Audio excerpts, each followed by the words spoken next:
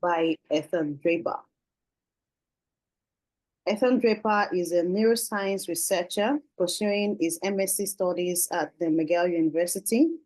He is also a visiting academic at Oxford University. Using magnetic resonance imaging, Ethan researches the brain's white matter to understand its microstructural properties and the robustness of traditional white matter lesion quantification methods. Ethan is the program chair of the ConnectIn, that's Comprehensive Neuroimaging Analysis Experience in Resource-Constrained Setting. And he is also a steering committee member of the Consortium for the Advancement of MRI Education and Research in Africa, CAMERA. So this afternoon, it's afternoon here in Nigeria, Ethan Draper will be talking to us about training for the future of dementia research, a neuroimaging analysis program in low and middle income countries. Thank you, Ethan. You have the floor now. Thank you so much for that introduction. And thank you, Jacqueline, as well, for that wonderful presentation and really setting the stage for talking about neuroscience and neuroimaging educational opportunities. So before I get started, I'm just going to drop a link in the chat in case anyone is interested. This is the program page where you'll be able to see all of the information that I am talking about today.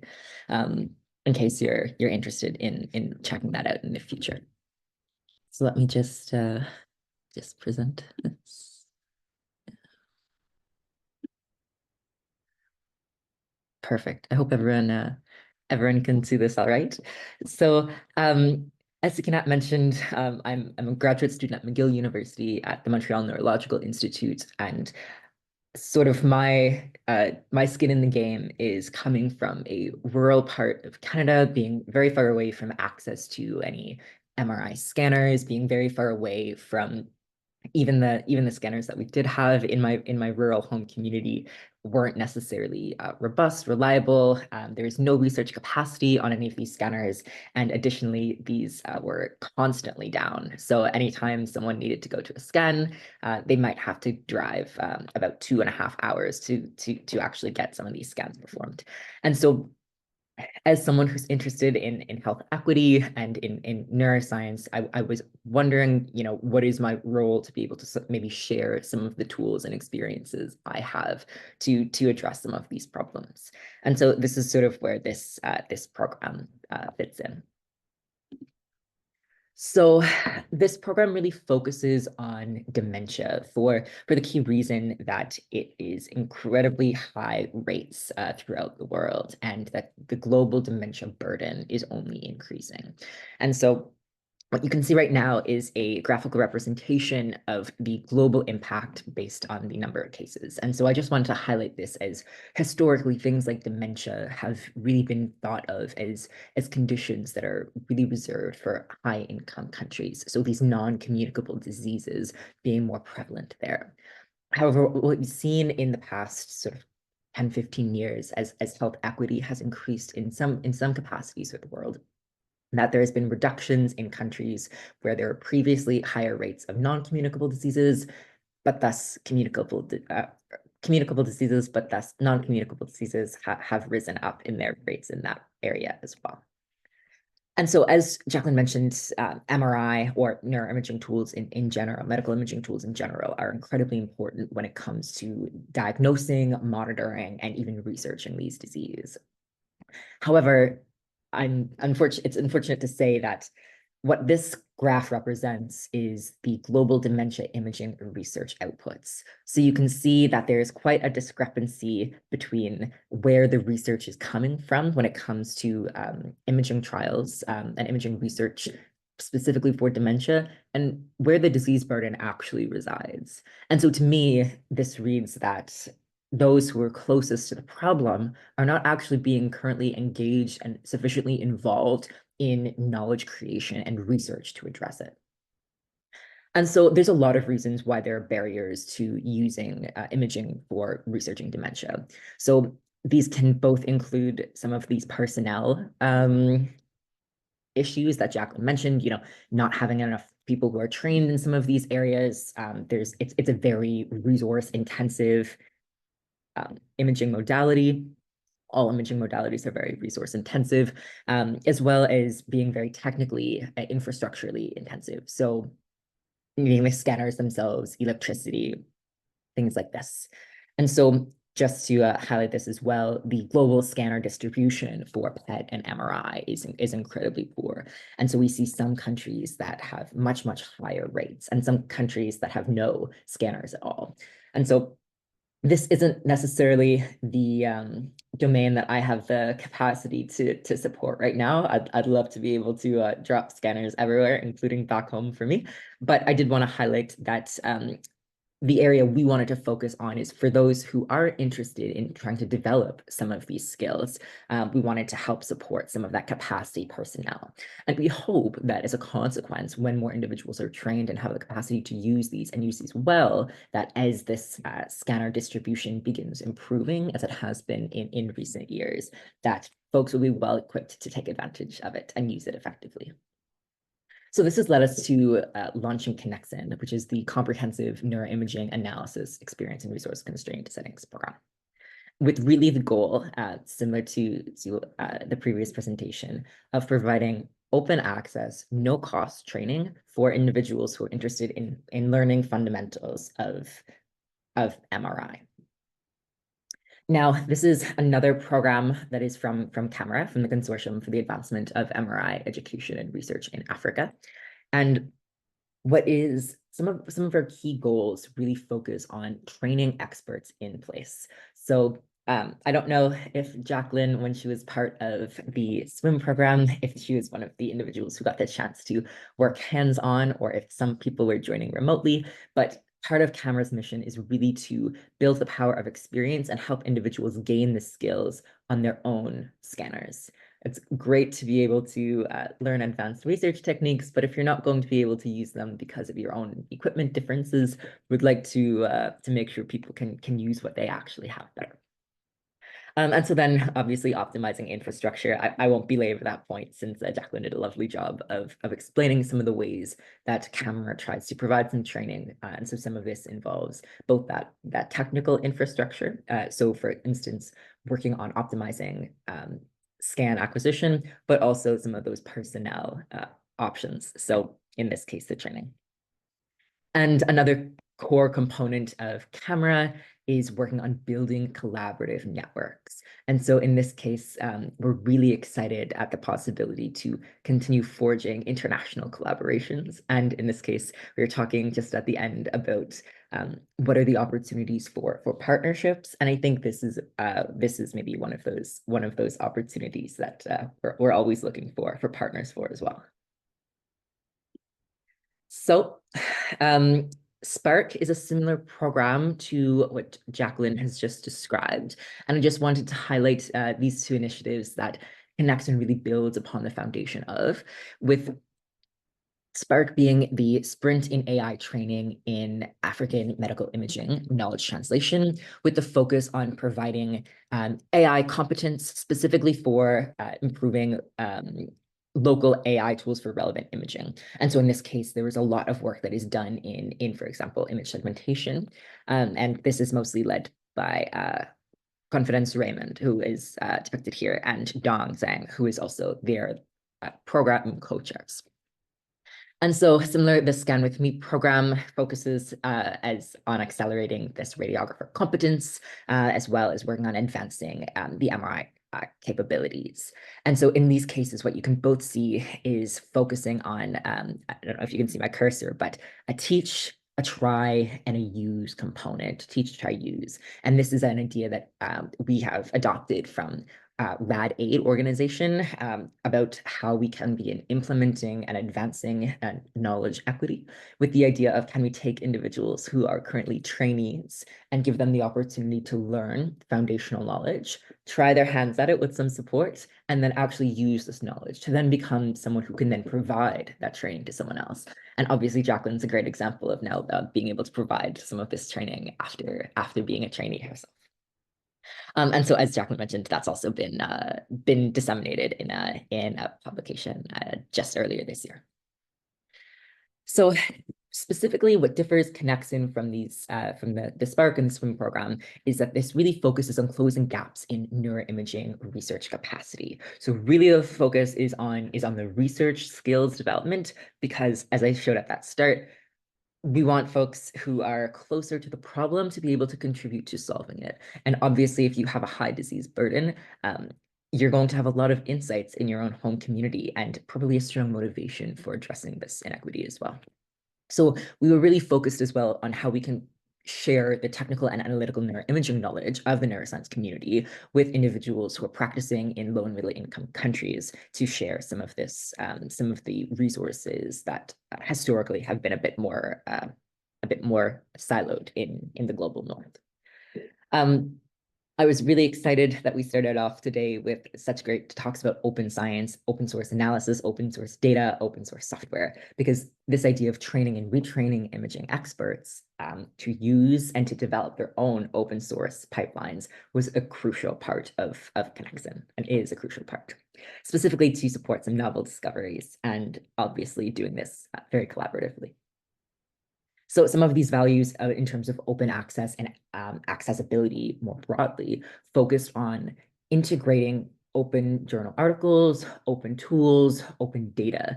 And all of these were done with this idea that everything will be made freely available on our GitHub following the completion of the program and when we have the time to upload all of the content. And so it will not be particularly helpful if you are interested in learning outside of the Connexin program. Try to follow some links, and everything is locked behind a paywall. So this was sort of a foundation that we wanted everything to be open access. As well, we wanted things to be accessible. So the program, similar to SWIM, is a no-cost program and is also offered hybrid. So throughout the program, as I'll describe, there were several weeks that were exclusively online and some weeks that were in person or hybrid. And this was done with the opportunity to try to ensure that even if you were in maybe a more geographically isolated region or didn't have the ability to come join in person, that you could still participate.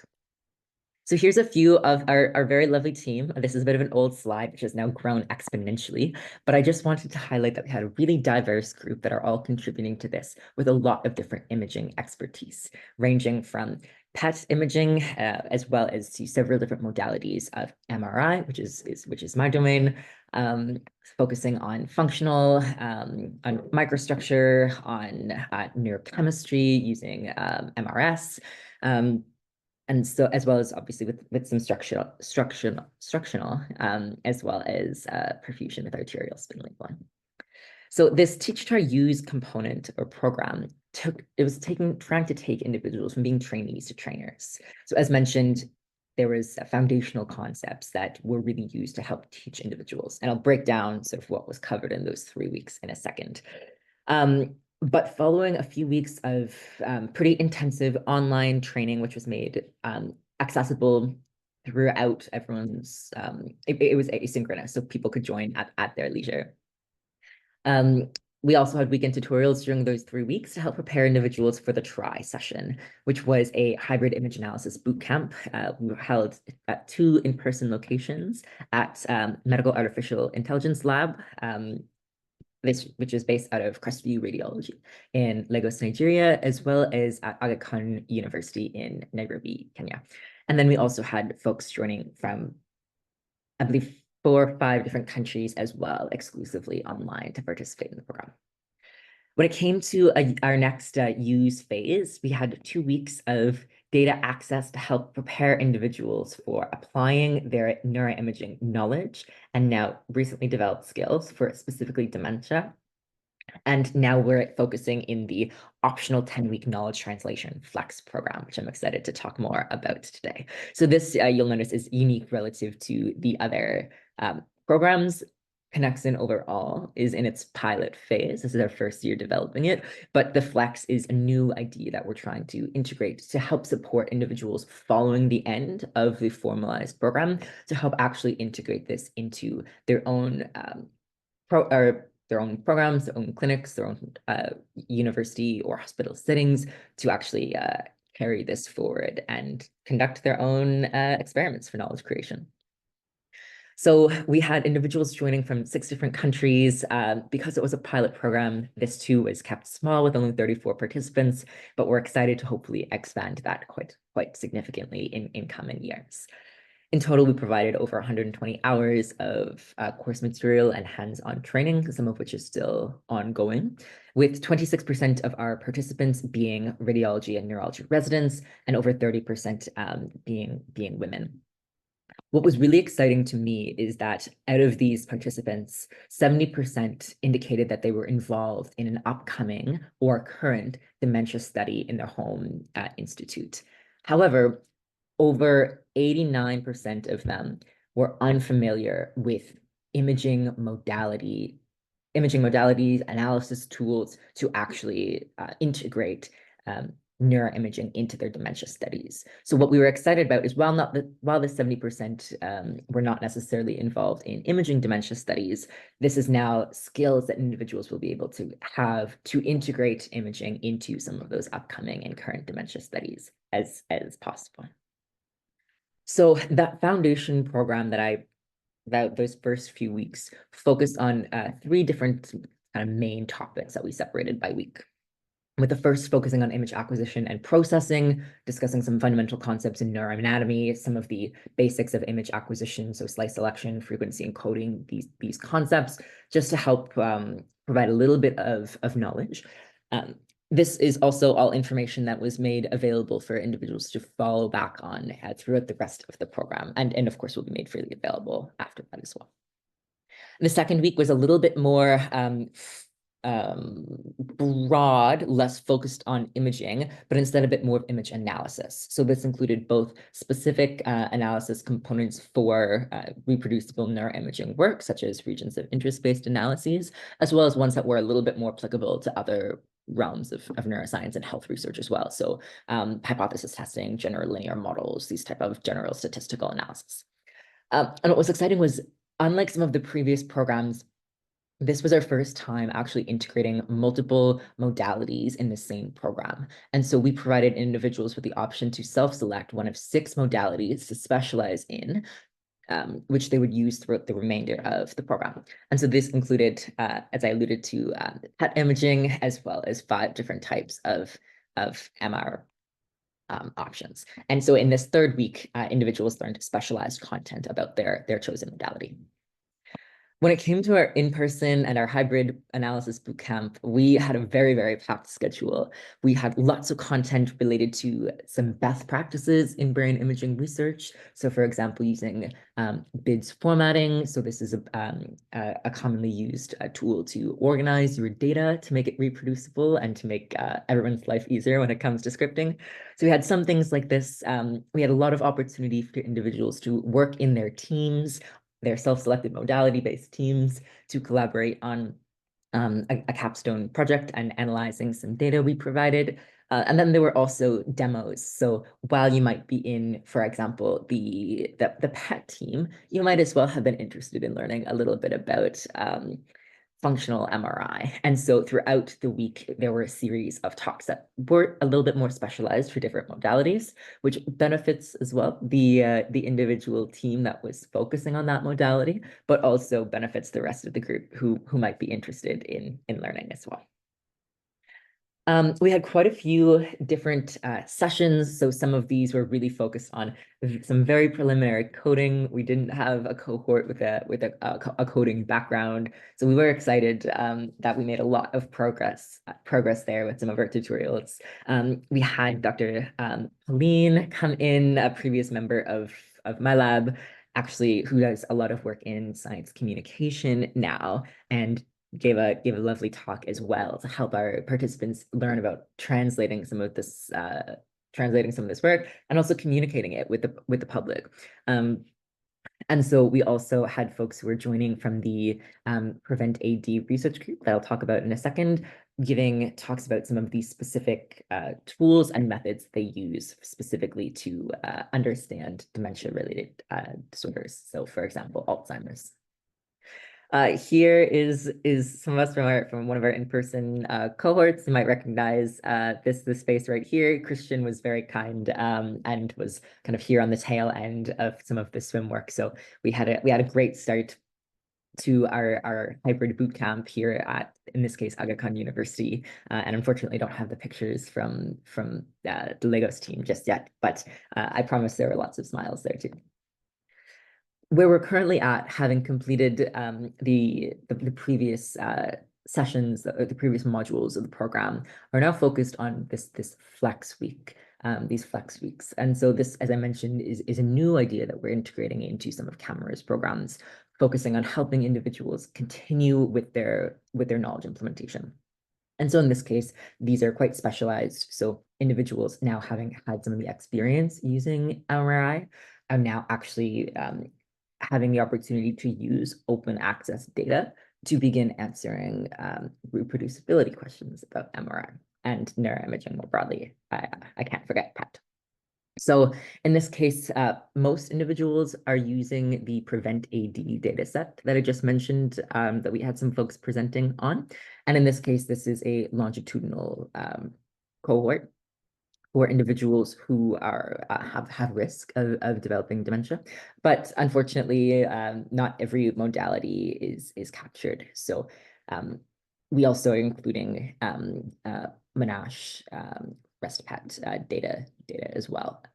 But really the idea is we wanted to use open access data so that anyone who is interested in continuing doing neuroimaging analysis research themselves on their own time now actually have a data set that they can use. So this isn't, this is some of the concerns where we want everyone to have kind of tangible takeaways from a program.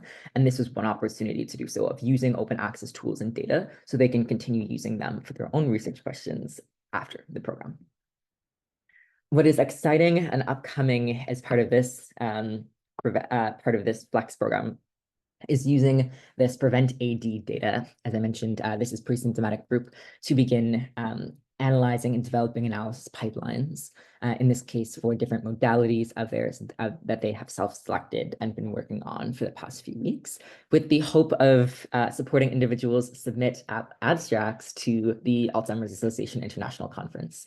And we have had a lot of really lovely support on this. And so we're very excited to hopefully be able to send a couple of our participants to actually join in person. It is an in-person and online. It's a hybrid conference, but we're excited that we're looking like we'll be able to bring a couple folks in person.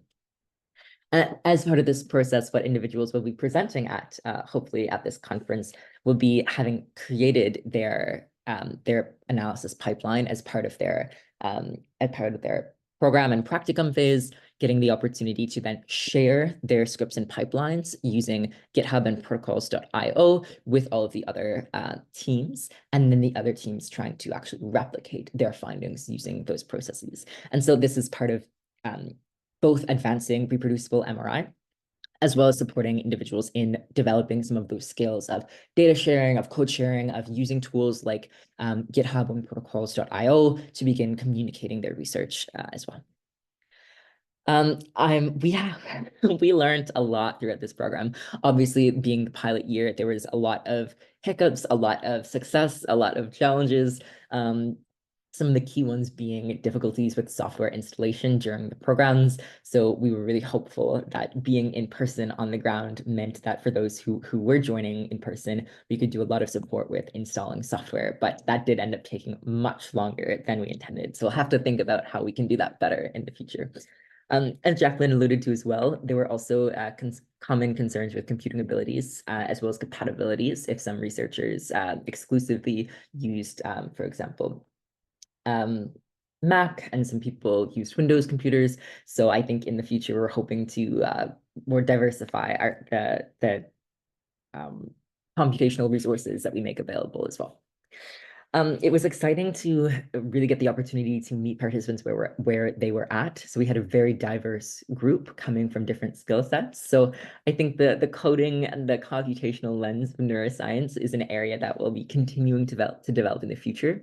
But our participants coming from different backgrounds meant that all of these self-selected modality teams then had very unique insights into from a clinician talking about their experiences, from a are talking about this from the acquisition side. So because there were really no two people who had the same background, all of the teams had very different experiences and skills to bring on, which is what we are really proud of seeing as well. I just want to end as well that what I loved about the program and really took away from it was how excited everyone was to learn. We had an amazing cohort who were incredibly engaged, and this was really rewarding for us as program administrators to have an audience that was so interested. But it also, I think, made us very excited to hopefully get to deliver this program, take this from a pilot to an annual program like this Spark and swimming programs have been. So we really focus on this idea that knowledge is a garden. If it isn't cultivated, you can't harvest it. And so in this case, we're really excited to be cultivating knowledge to hopefully help individuals and support individuals as they harvest their own skills, expertise to begin addressing important neuroimaging questions through research, and in this case, specifically to address dementia.